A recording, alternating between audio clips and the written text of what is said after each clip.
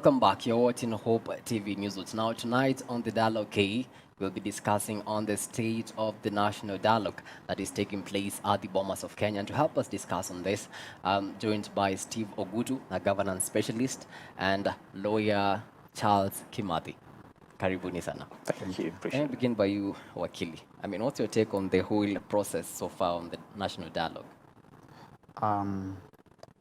I think first it was a good move, considering the political temperatures that were rising, Sure. right, left, center, and it may be not in the very goodwill with the politicians, because we say you cannot trust the politician. They always remain, the monkeys are the same, only the forests that do change. But having said that, if the dialogue buys some time for us, we are able to continue with our normal business. Some of the Kenyans were not interested to be given food, but to have an environment that they can work comfortably and they can raise their earning. Because much of the losses we were making, we were counting in form of billions, was a result of non-business going on, because the temperatures were rising more and more. But may it be as it may, if the dialogue is taken serious, I believe it can birth something that can result us to somewhere better. And I pray that the committee members and every party involved will read from what killed BBI. Steve, Wakili says that you cannot trust politicians. I don't know what's your take on this whole process so far on the national dialogue. I think for me, and first of all, thanks for having me on the issue. I think it's my first time appearing on Hope TV, Karibu sana. and I'm so excited about it. I think the whole dialogue issue is something that should be lauded. It should be applauded by any Kenyan anyone who means good for Kenya.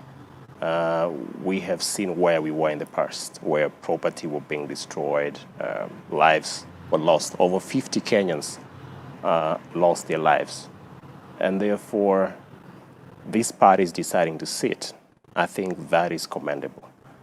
But I think going beyond that, we need to see this dialogue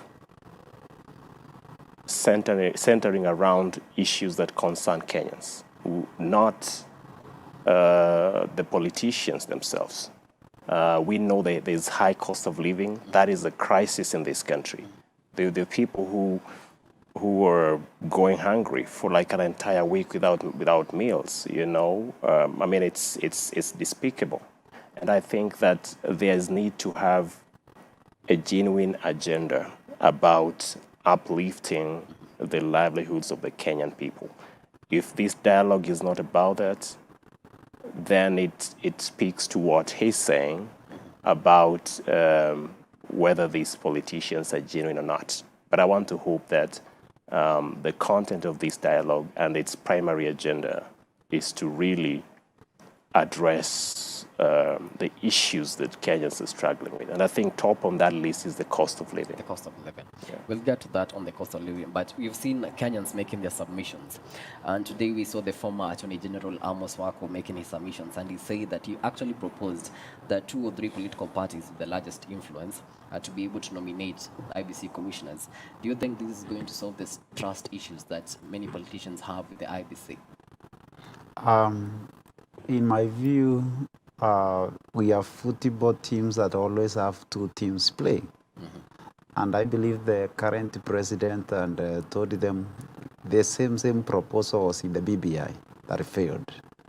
And I believe Amos Wako was among the proposers of the same motion. And there is a statement he made by then that there is no time the teams that are playing can select their referees. I believe it would be, what about when we talk about the constitutional right, even the ones that are considered as less political parties have equal rights.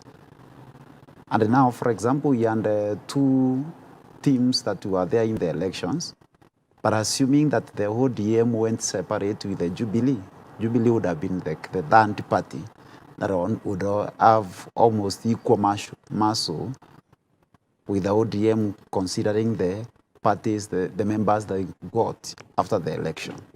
Now, if we have selected the two parties, we are making an assumption there will be always two parties that have almost equal muscles.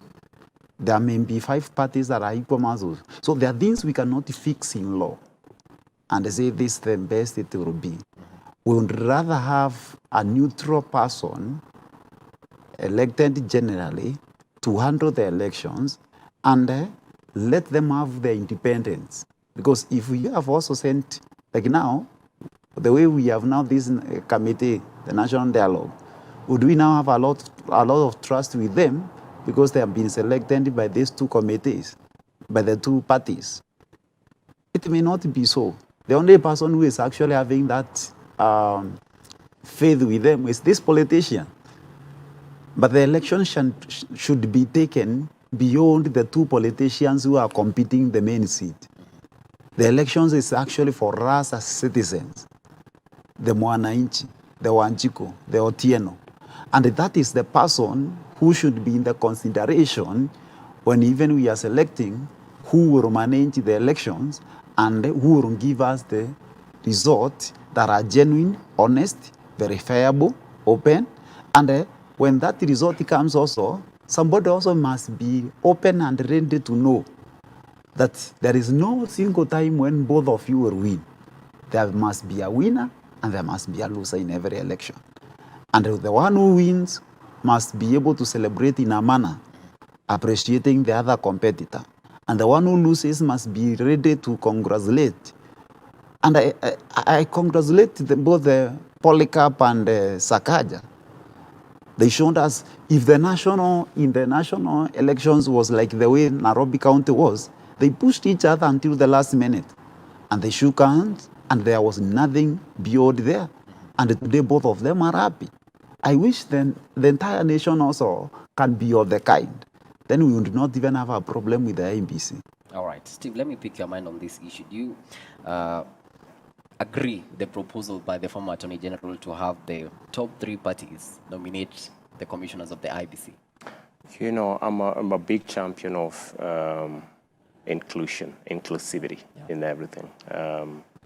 And I don't think that would really solve the current, the kind of issues that distrust and the trust deficiency that IEBC is suffering right now.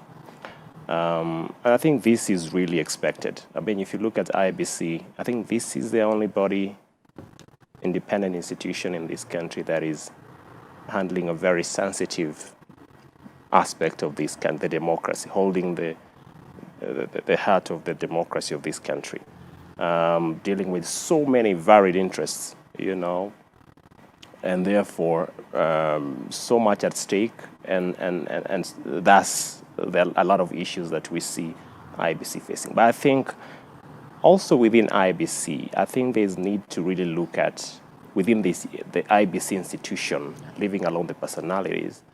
I think it's really important for them to look at why has there been issues around trust within the IEBC. What are they doing right? What are they not doing right?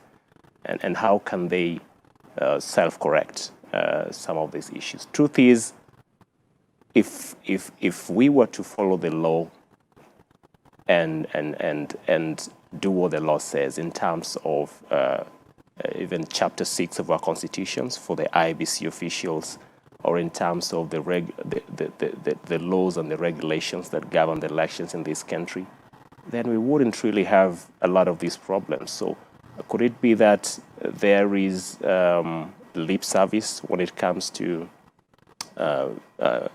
following some of these laws? Could it be that the kind of technologies that we are adopting could be contributing to this distrust that we have? So I think the bottom line is IBC need to reach to a point where they say, let's pause and reflect. Let's look at what has worked and what hasn't, and engage other stakeholders, not just the politicians. I think the most important stakeholder in all this conversation is us, the citizens of this country, and not the few political leaders we see meeting over meals and coffee, purporting to be representing us. I think we really need to take it a notch higher to really getting the genuine citizen views in a structured way. Yeah. I think that could help us get a pathway to addressing some of these issues. All right. Right now, the IBC is not fully constituted. And actually, Banisa constituency does not have an MP because the MP passed and the elections could not be held because of that. I mean, why do you think this is happening yet we have an IBC selection panel that is yet to start its mandate? We are all aware that the part of the commission, the Cherera 4, when they resigned, is when also the political temperatures were rising. And now the selection of the new commission would not have been the suitable time to have been elected when the temperatures are on that kind of level that it was going to. Well, I would say also the IBC itself faces a very challenging moment. Because if you are a commissioner, okay, at times I try also to appreciate these politicians because some of them, it is a matter of lifetime. So the interest they have is more than what we think or we see. If somebody feels like that seat is either get now or now, which of course should not be the case, whatever aspirations you have in life, you must always plan to win, but when you lose, how to manage the loss. But if we are in the government and we give pressure to the ones we have appointed to handle that election, then it means they will not. You realize that the last three commissions, actually the last three chairpersons, have been under pressure. And all of them have been pushed to resign. And unfortunately, part of the people who are appointed them are the same people who push them out. And you find like, who will we get that we think you, Bwana Kennedy, and my friend, both of you want the same seat, and there's only one who will get it. And you come to me and say, deliver this to me or to me. Under the sun, it will not happen because legally it is not applicable. Naturally, it is not doable. So this, whoever we appointed there as a IBC chairperson cannot have two presidents. The voters will vote, and at the end of the day, we will have one president. But now if we put pressure that confirm this, it will not happen. And that's where the problem is. And as much as we want to, we will push and we keep reviewing, but the best that we can do is always to continue improving, continue working on the strategies and the systems until the time now we are able to see, like the way, because almost every other nation will always be dissatisfied. Even Trump said the elections were rigged from the United States of America, and in fact he refused even to hand over. And they took over the government without his consent. So if that happens to United States of America, how much will it happen in Africa, where we believe everything we gain by force? So probably after this dialogue and the things have cooled down, the commission will be appointed, and there will be the required quorum that would be constituted, so that they can be able to carry out the elections of the places that are affected. Because I understand the chairman term ended, the other four resigned. So actually there is no commission. No quorum. But I also think that even as we we even as the country is moving towards establishing the IBC with new commissioners and all that, it is important that they learn from the recommendations that came out from the 2017 ruling and also last year's ruling, so that we don't keep on finding ourselves in such positions. I think those were really fundamental pieces of rulings and recommendations from the Supreme Court that needs to be upheld. But beyond that, I think in this entire dialogue, there are some insights that are coming out. If you listen to Professor Githu Muigai, I think of all the, I'm not trying to play down views from other people, but I'm just saying, in my opinion, I think the issues he raised during his submission of reducing number of constituencies, number of counties and all that, I think his point was the kind of wage bill that this country is experiencing is so top-heavy. And that in itself is hurting this economy, is hurting the very agenda that the government is trying to push of bottom-up economy. Because then very few benefit at the expense of the citizens. We spend so much money out of the revenue we collect going to pay wages and all that, salaries and all that. And then the other portion goes to debt repayment and all that. So very less is left to development the country. And I think those are some of the issues that we should be seeing featuring in this dialogue going forward. Wakil, you've mentioned about the Cherarafo. And actually, they made their submissions last week, and they dismissed the results of last year's presidential race. Do you think that they are opening up wounds that maybe Kenyans heal from or are healing from, and after the Supreme Court made its declaration? Cherarafo was a very interesting drama, in my opinion, and there are many questions as he has mentioned that were raised by the Supreme Court, because they had an opportunity to make a presentation in the Supreme Court, and there was an opportunity to analyze the evidence that they had. And the part of it was that one of the questions they had was, why quiet until the last minute? Then he said the results are not genuine. Number two, we expected them as commissioners to have brought before the court a clear evidence on it, because I was following the elections in different aspects. There were ones that the IMBC were doing, the tally.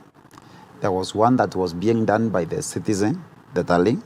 There was one that was being done by Kenya Kwanza. Unfortunately, the other side, Azimio Trust and the IMBC wouldn't do it for them, because we anticipated that though it is the work of the commission to tally and do everything, you also, as an agent, have a mandate to verify the vote from there. And you understand that the ruling in Raila 1, you usually call them Raila 1, Raila 2, Raila 3, because the Supreme Court ruling in 2013 was the first presidential petition, and the person who filed it was Raila 1. The petition in 2017, we call it Raila 2. There was another 2017 that he filed after the second, the repeat of the election, Raila 3, and Raila 4, that was now in 2022. Now, in all of them, there have been recommendations by the court out of the analysis that the advocates and everybody has given during the hearing, the parties and the councils. And also, one of the things now that was recommended in that 2013 was that the vote cast, and I think there was also some interpretations from the High Court concerning how the voting would be carried, so that there can be verification. So one of the recommendations was the vote cast at the polling station.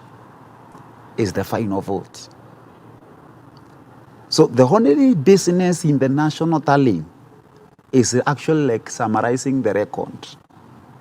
And that's why every station, that polling station, that very primary school, where there are 3 polling stations there, ought to have agents from every party. And those agents are entitled to retain a copy when the other copy is retained by the IEBC. Such that if there are 3 parties or 5 parties, each of them get a copy of the votes that have been casted there, the box has been opened there, then they have tallied, they have counted, and that number is transmitted to the constituency level. They tally all of them. There is an agent from every party. They have that right to have that agent. Then they tally there. Then it's taken to the county level. They tally there. Then it's now brought to the national level. Now, in the constituency level, they would form the first form. Then they have the Form C in county level. And then the last form is formed in the national tally. And that's where you would hear when we were talking about the production of Form B, Form C, Form D being the last form. It was now the final tally.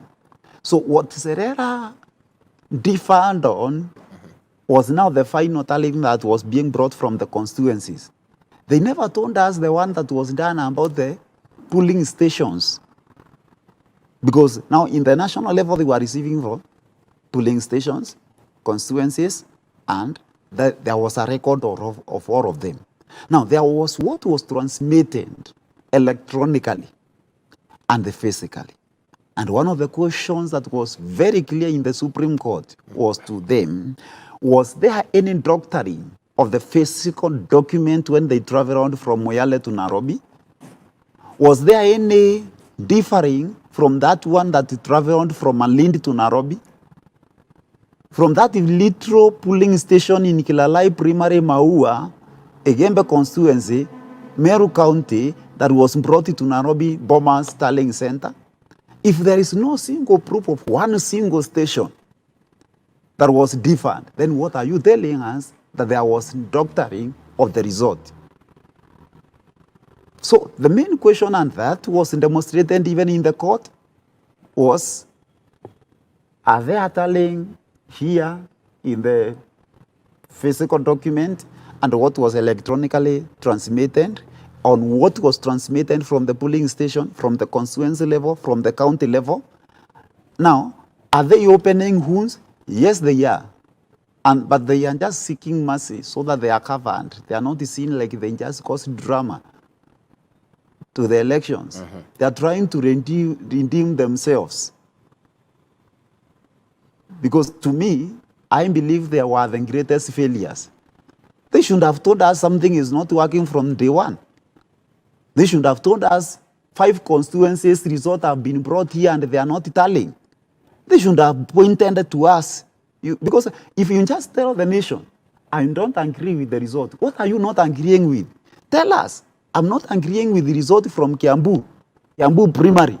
They have been doctored. Talking of agreeing, Steve, do you agree with Wakili's remarks regarding the Cherera form, that they are the biggest failures of the election? I think, like he correctly put it, that was his opinion. Yeah. And he's entitled to his opinion. Yeah. And that's okay. But I think by virtue of them, I don't think that it's really wise to entirely dismiss them. I think that would be because this was the vice chairperson of IEBC, and these were the 4 of them were formed the 50+1, of IEBC, and so is there something they know that we didn't know, But I think right now whatever they're suggesting could be water under the bridge. But I think they're important lessons that they should share with IBC, for instance. How can we make IBC serve Kenyans better, discharge its mandate better?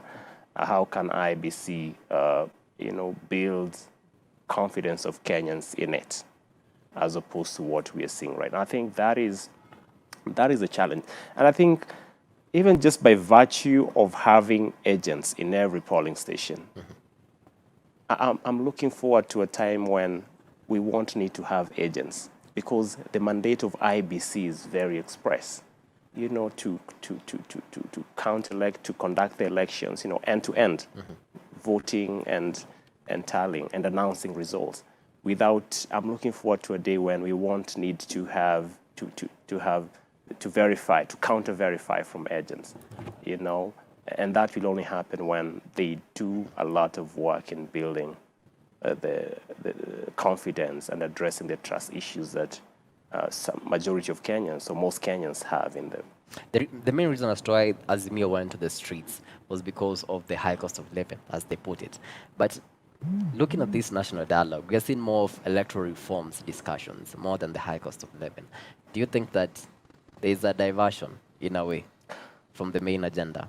I would think that they shouldn't, like I said, this whole dialogue, if it's to be a genuine dialogue, it has to be centered around the issues that Kenyans are facing, first and foremost. How can we lower the cost of living? How can we lower the cost of fuel? How can we make things better for common mwananchi? But beyond that, we cannot also just play down the kind of issues they're raising around elections, governance, and all that. I think if you've listened to both sides, I think they agree that maybe there are reforms that need to happen, because here we are not just talking about we are talking about the stability of a country, and we have seen that when a country is not stable, when the democracy of a country is threatened, the whole country is threatened, whether it's the economy of a country, whether it's the end-to-end, the entire country is threatened, and we don't want to get there. I think if there are structures that they are proposing to have in place to help us address some of these issues going forward, I think those should be encouraged. All right. Is there a possibility of both teams disagreeing on the issues as they conclude? We never know. Because we saw the bipartisan talks failed. We now have the National Dialogue Committee. One, as he mentions, we cannot ignore the issue they raise on the political, because when also we touch on the issue of the elections, it all rise or fall with the leadership. And if we don't have a proper system in the electoral body, and one that is independent and reliable, most of the time we are likely to be shortchanged. And when you get wrong with the leadership, then also we will not manage everything else that rises with the country. Because the governance is all our security depends and looks at how the leadership is. When you come even to the food security and all that development, it all looks at who will manage this. Okay, so do you think that... So the dialogue, yes, it may end up with them if they agree on the leadership, everything else they will put it under the table. With them, if they have they differ in the issues of the leadership among themselves, then the dialogue will fail. But I can tell you without a shadow of doubt, they are very little about the common mwananchi. So in your opinion, do you think the dialogue will succeed or not? The dialogue, I will give it still, I'm yet to see and give it 50-50. 50-50. Until the question should be succeed from whose perspective? Is it from the mwananchi perspective or from the politician's perspective? Yeah. I think from the mwananchi perspective, and here also we have to look at, are the issues being discussed there mwananchi related issues? If that's the case, then yes, I think I endorse it. If the issues that are being discussed there are about mwananchi, I endorse it. But again, if it's about politics, then I think they seem to be a blessing of the Kenya Kwanza leader, the president in this, and also the blessing from Raila Odinga and co in this matter. So if they have blessings from both sides, I think it will sail through. I think that's the reality. The All reality. right. So Yeah. 50-50 and a yes. All right. That's a very good point to end the dialogue tonight. Thank you so much, Steve, for coming. Appreciate it. Thank you so much, Wakili. Most obliged. All right. And thank you so much, our viewers, for watching the Dialogue KE. On behalf of the whole team that made this broadcast a success, have yourself a blessed night. My name is Kennedy Kimani. I'm a co-presenter on the sign language interpretation has been Boniface Murithi.